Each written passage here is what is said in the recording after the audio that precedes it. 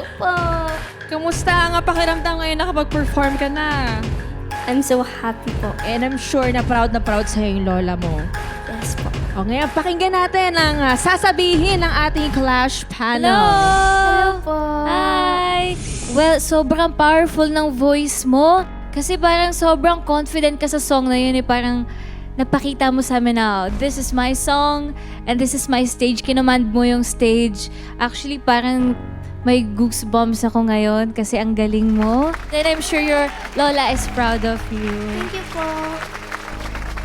Hi, Irish! Hello po. Ang masasabi ko sa performance mo, yung umpisa pa lang yung low notes hanggang sa dulo, na pull off mo lahat, knowing yung Stone Cold, sobrang...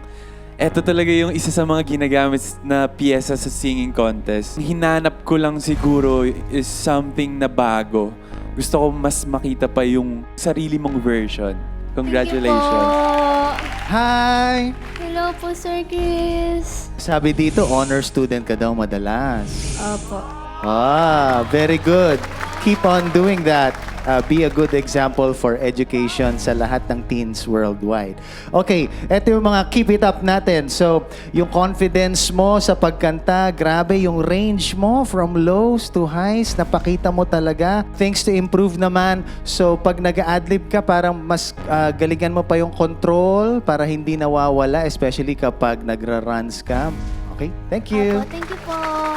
Thank you, Irish! And thank you, Clash panel.